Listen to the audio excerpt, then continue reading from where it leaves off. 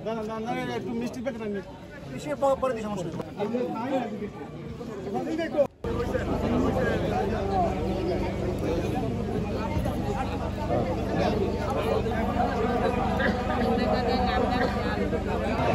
সম্মানিত সুধী মন্ডলী, আমাদের আজকে অনুষ্ঠানে আমরা এখন কর্মকর্তা সভাপতি হিসেবে প্রস্তাব করছি। সুধী মন্ডলী, এবারে পবিত্র গীতা পাঠ করবেন শ্রী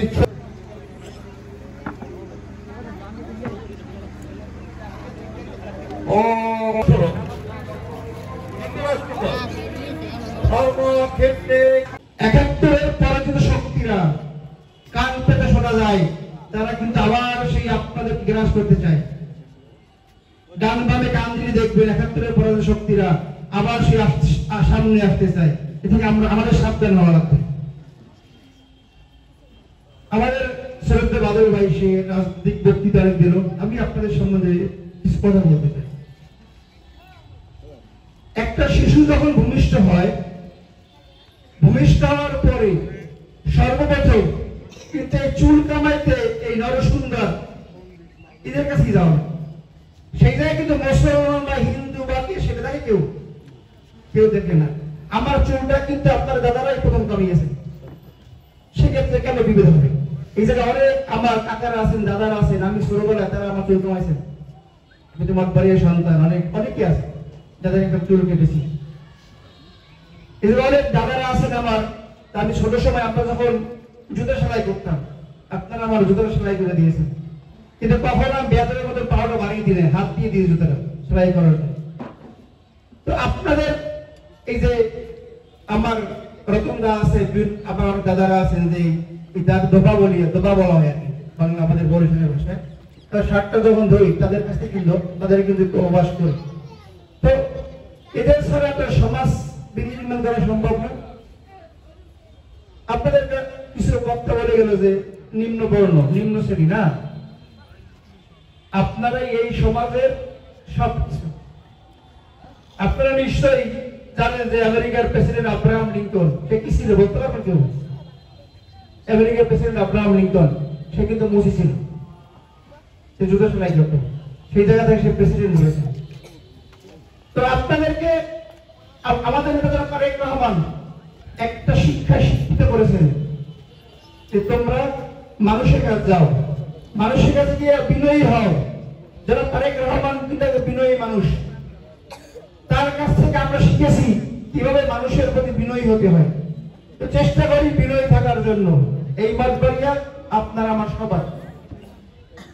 কেউ বলবে না তুমি কে, না এই মতবাড়িয়া আমাদের সবার।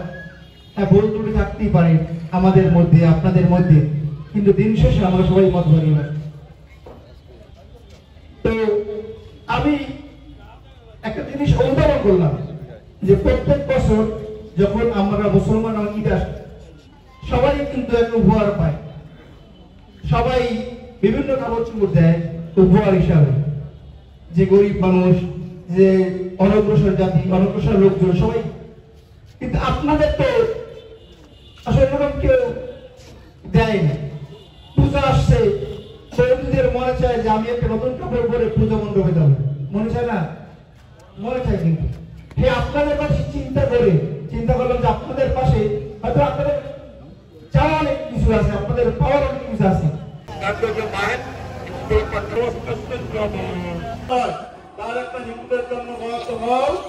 সভাপতি রতন কর্মকার মামা উপস্থিত রয়েছেন, যিনি আরো একজন নিবেদিত প্রাণ আলোকিত মানুষ উপস্থিত রয়েছেন। ওই সঙ্গে এআর মামুন খান ভাই, তার জন্য একটি করতালি। একত্রিত করার পিছনে একত্রিত ধর্মের দ্বারা শ্রেষ্ঠ, যে মানবতার দ্বারা শ্রেষ্ঠ, যে মানুষ যে উত্তম, সেই সনাতনী সম্প্রদায়ের মধ্যে উত্তম। যাই হোক, বিশাল দিক দিয়ে এখানে বিভিন্ন সম্প্রদায়ের লোক আছে।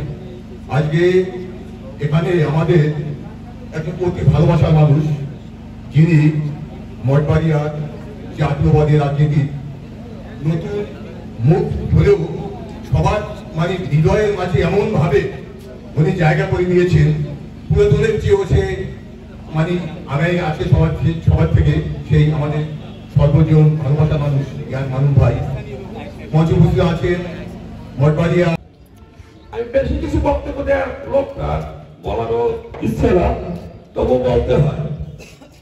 আমরা বর্ণ বিভেদ জাতি নয়, ব্রাহ্মণ আমরা বর্ণ, ক্ষীর সম্প্রদায় বর্ণ, দাস সম্প্রদায় বর্ণ, এইভাবে আমরা অবহেলিত।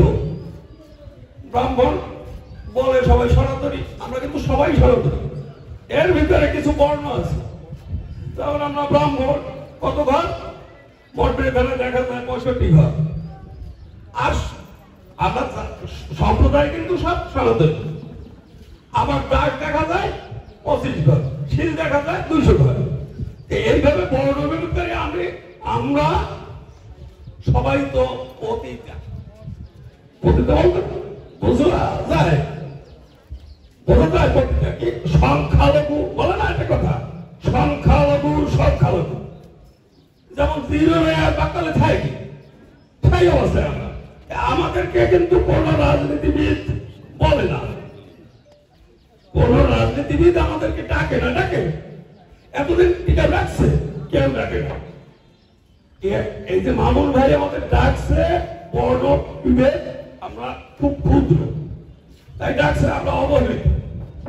তাই আমি তার কাছে আবেদন করতেছি, আমরা অবহেলিত যখন সমাজে, আপনি আমাদের ডাকছেন, আমরা খুব উৎসাহিত। ব্রাহ্মণ, কিন্তু এই ব্রাহ্মণ মসজিদ ধোপা নাপিত ব্রাহ্মণদের কি কখনোই কিন্তু কোনোভাবে আজ অব্দি 53 বছরের মধ্যে একটা দিন কিন্তু এইভাবে কোন নেতা বা কোনো সংগঠন, বাংলাদেশে তো 53টা সংগঠন আছে রাজনৈতিক, তারা কিন্তু কোনোদিন আমাদের এইভাবে ডাকেনি। তো আমি মনে করি বাংলাদেশ হিন্দু বৌদ্ধ খ্রিস্টান কল্যাণ ফ্রন্ট আপনাদের এই সহানুভূতিটুকু সবসময় আমরা মনে রাখবো। যদি কখনো আপনার দরকার হয় আমাদেরকে, তাহলে অবশ্যই আমরা সবাই একত্রতা ঘোষণা করে আমরা সবাই আপনার মাঝে থাকবো। পিরোজপুর জেলার উপদেষ্টা, পিরোজপুর জেলার হরিনাম সোসাইটি কীর্তন দলের উপদেষ্টা আমি। আমার জীবনে আমার অনেক বয়স, আমি 71 দেখেছি, কিন্তু এইভাবে আয়োজন হিন্দুদের দেখা একাত্রিত করিয়া সে মামুন ভাই বললাম, তাকে অসংখ্য ধন্যবাদ, হিন্দুদের পক্ষ থেকে অসংখ্য ধন্যবাদ তাকে।